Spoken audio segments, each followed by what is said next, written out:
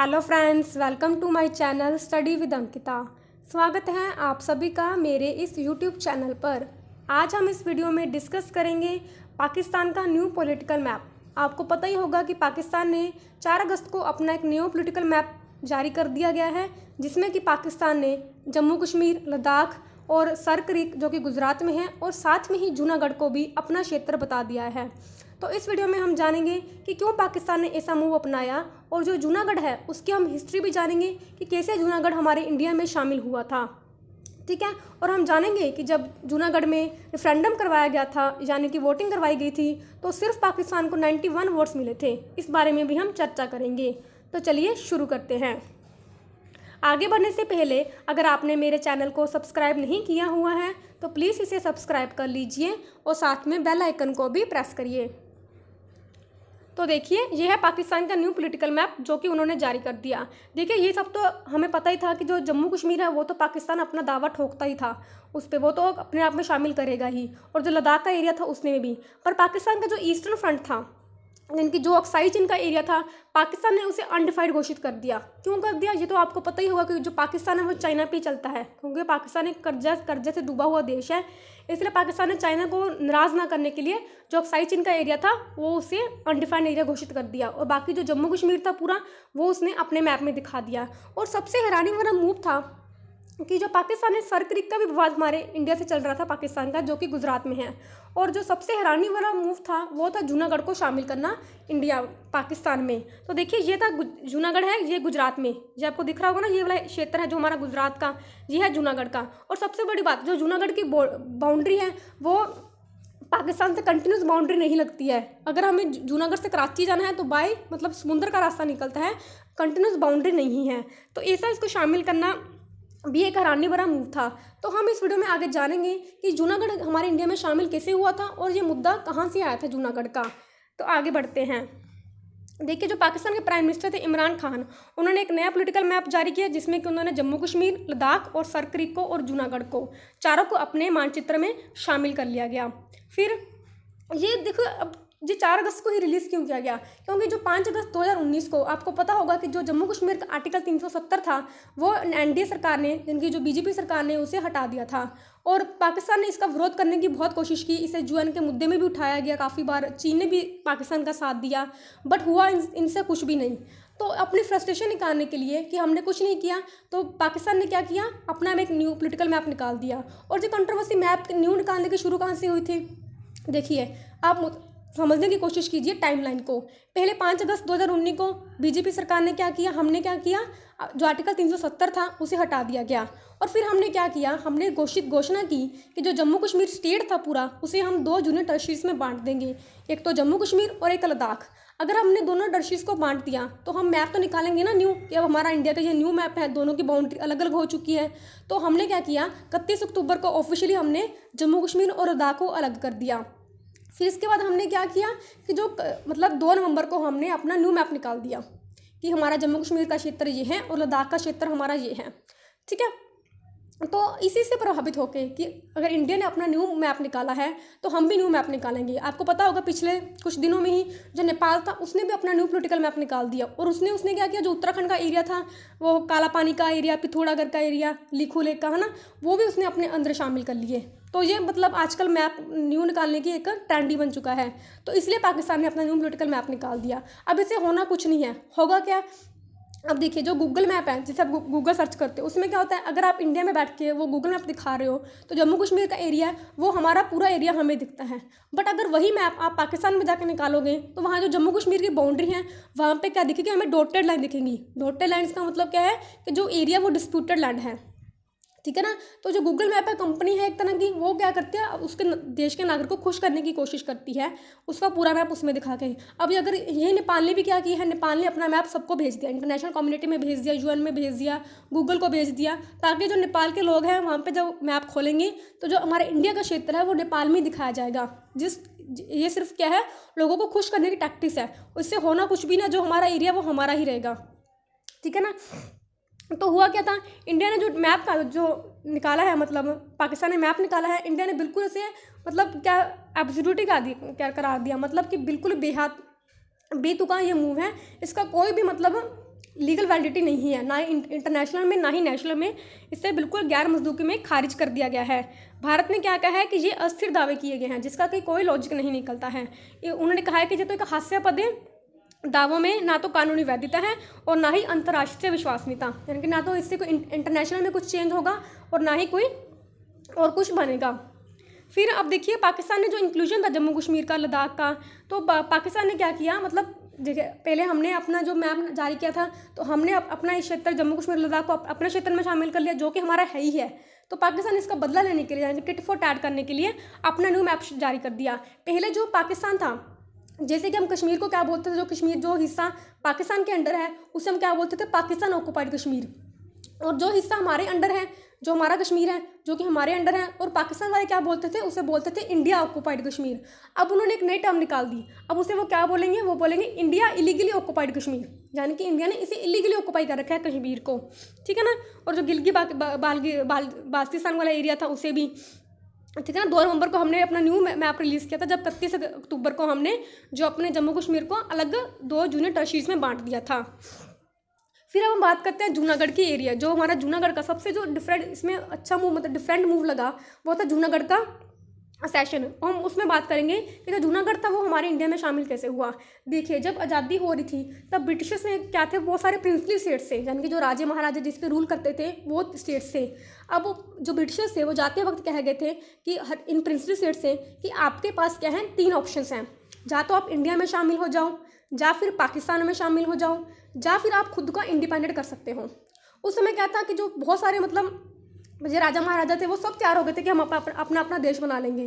तो जो माउंटबेटन थे उन्होंने मतलब समझदारी दिखाते हुए वो रख के क्या करने लगे, राजा महाराजा से जाके बात करने लगे कि देखिए आप या तो इंडिया में शामिल हो जाओ या पाकिस्तान में शामिल हो जाओ। उन्होंने एक अच्छी बात क्या कही कि देखिए आपके पास ना तो कोई सेना है ना आपके पास कुछ है, जो अगर आप किसी भी शामिल हो गए तो आपको सब कुछ प्रोवाइड किया जाएगा आपको।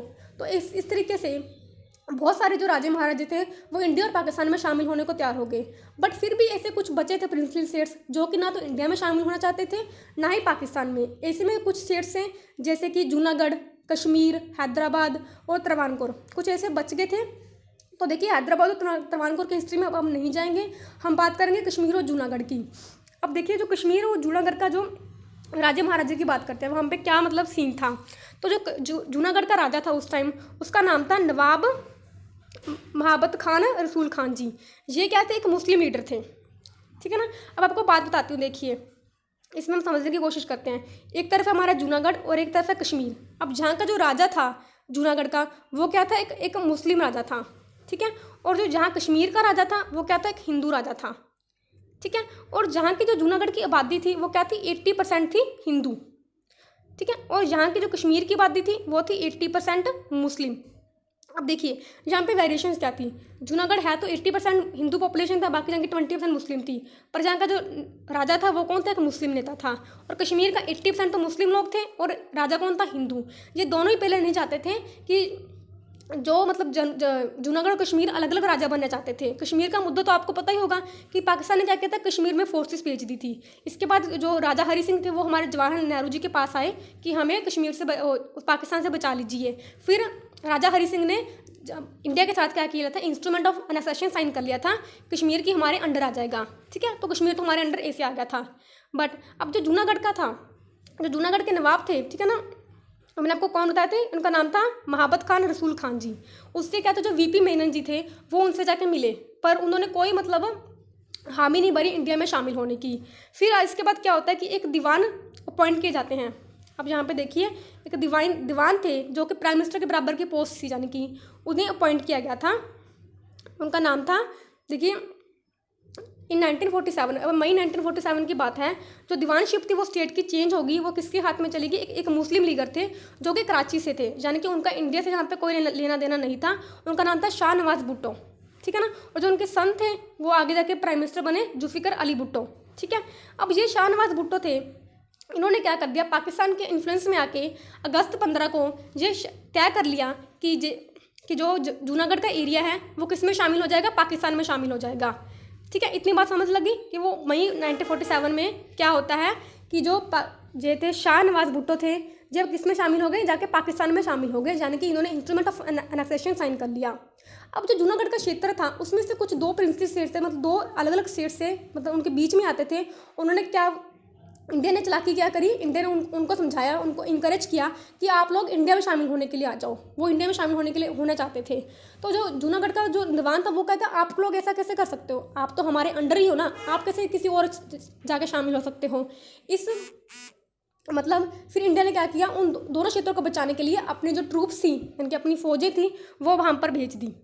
ठीक है ना, हमने क्या किया, अपनी जो मिलिट्री थी वहाँ पे जूनागढ़ में भेज दी और हमने जूनागढ़ को पूरी तरह से कैप्चर कर लिया, यानी कि उसके बाउंड्री बना ली और जो आने जाने का सामान था, खाने पीने का सामान था, वो भी सब कुछ ब्लॉकेड हो गया। जो जूनागढ़ का नवाब था वो कराची भाग गया, अपने सारे मतलब अपनी फैमिली के साथ बाय एयर भाग गया। वो अपने फैमिली के साथ, जो उसका जो ना फेवरेट शौक था कुत्ते पालने का, वो अपने कुत्तों के साथ जो अपने उसके सामान था वैल्यूबल्स थे वो सारा लेके सामान कराची भाग गया। वहाँ पर जो नवाब ही नहीं बचा।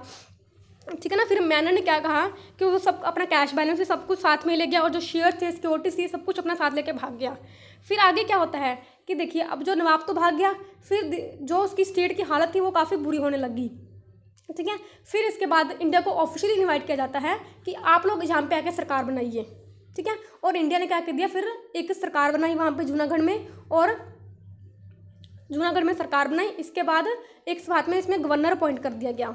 पर इसका पाकिस्तान ने बहुत विरोध किया कि आपने जो जूनागढ़ के जो नवाब थे उन्होंने इंस्ट्रूमेंट ऑफ एनेक्सेशन साइन कर लिया था पाकिस्तान से मिलने के लिए, तो आपने क्या किया है, आपने फोर्सली जूनागढ़ को अपने अंडर एक्वायर कर लिया। ठीक है, तो इंडिया का हमारा क्षेत्र क्या था, इंडिया का हमारा ये था कि आप कैसे कह सकते हो कि जब जो जूनागढ़ के लोग हैं, ठीक है, वही अगर इंडिया में शामिल होना चाहते हैं तो फिर आप कैसे बोल सकते हो। एक तो सबसे पहले जो जूनागढ़ की बाउंड्री है वो हमारी टच नहीं होती, किसके साथ है, पाकिस्तान के साथ कंटिन्यूस बाउंड्री टच नहीं होती। और आपने तो कहा था, आपने तो एक फॉर्मूला दिया था कि जो हिंदू, आपने 2 स्टेट बांटे थे, पहले इंडिया बनाया पाकिस्तान बनाया, कि जो हिंदू मेजोरिटी लोग हैं वो इंडिया में रहेंगे। तो फिर आप ही अपनी बातों को झुठला ठहरा रहे हो हिंदू स्टेट को शामिल करके पाकिस्तान में। ठीक है, इतनी बात होगी। तो इंडिया ने क्या किया, मतलब कि इंटरनेशनल मतलब फॉरम्स में अपनी जो क्रिटिसिज्म बचाने के लिए, ताकि बाद में जो इंटरनेशनल लोग हैं, इंटरनेशनल मतलब कम्युनिटीज़ हैं, वो ये ना कहें कि इंडिया ने फोर्सफुली जूनागढ़ को अपने अंडर एक्वायर कर लिया। तो इंडिया ने क्या किया, वहाँ पे एक रेफरेंडम करवाया गया, यानी कि जनमत संग्रह कराया गया। भी आप लोगों से पूछिए कि वो कहाँ जाना चाहते हैं, पाकिस्तान में जाना चाहते हैं या फिर इंडिया में जाना चाहते हैं। ये सबको तो मतलब पता ही था कि जो सारे मतलब मेजोरिटी होगी वो इंडिया की तरफ ही आना चाहेंगी। बट जो इसका रिजल्ट आया था रेफरेंडम का, वो काफ़ी मतलब हैरानी भरा था। तो 20 फरवरी 1948 को ये रेफरेंडम करवाया गया और इसमें वोटर पड़े थे 2 लाख। ठीक है, 2 लाख कुछ करीब वोटर्स पड़े थे और इनमें से 1,90,000 लोगों ने अपनी जो वोटिंग दी थी और इस सब में से सिर्फ 91 वोट्स थे जो कि पाकिस्तान को पड़े थे, यानी कि 99.95% जो वोट थे वो इंडिया के फेवर में पड़े थे। ठीक है ना, इतना बड़ा डिफरेंस आ गया था। सिर्फ 0.5% थे, 0.05% थे जो कि पाकिस्तान में शामिल होना चाहते थे। ठीक है ना, फिर आगे एक रेफरेंडम और भी हेल्ड कराया गया 5 नेबरिंग टेरिटरीज में, उसमें भी 31,434 वोटों में सिर्फ 39 वोट्स ही पाकिस्तान को पड़े थे। तो इससे जो हमारा जूनागढ़ था वो हमारे अंदर शामिल हो गया। तो आपको बता दूं, जो यूएन में जो कश्मीर का मुद्दा गया था, ठीक है, आपको पता होगा कि यूएन में कश्मीर का मुद्दा आज भी अनरिजॉल्व है, यानी कि अनडिस्प्यूटेड, अभी मतलब अनरिजॉल्व है, उसका कोई अभी रिजॉल्व नहीं निकला है। तो जूनागढ़ का जो मुद्दा था ये भी पाकिस्तान उसमें लेके गया था, यूएन में लेके गया था।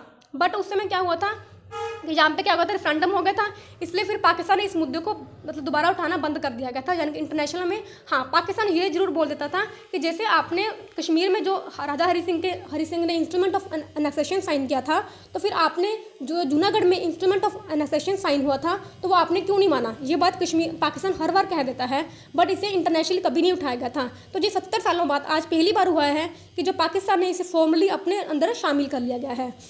तो ठीक है ना, तो अब आप सोचोगे एक लास्ट में क्वेश्चन बचता है कि तो कश्मीर में फिर रेफरेंडम क्यों नहीं कराया गया। आप कश्मीर से लोगों से पूछ सकते हो कि आप किसके साथ जाना चाहते हो, पाकिस्तान के साथ या फिर इंडिया के साथ, तो ये मुद्दा ही रिजॉल्व हो जाए कश्मीर का। तो देखिए इसमें सबसे प्रॉब्लम क्या आती है कि जब कश्मीर में आपको पता होगा पाकिस्तान ने कश्मीर में हमला बोल दिया था और जो POK एरिया है वो क्या है अभी पाकिस्तान के पास है। तो यूएन के क्लॉज के हिसाब से अगर आपको किसी क्षेत्र में रेफरेंडम कराना है तो पूरा क्षेत्र एक साथ होना चाहिए। तो अब जो कश्मीर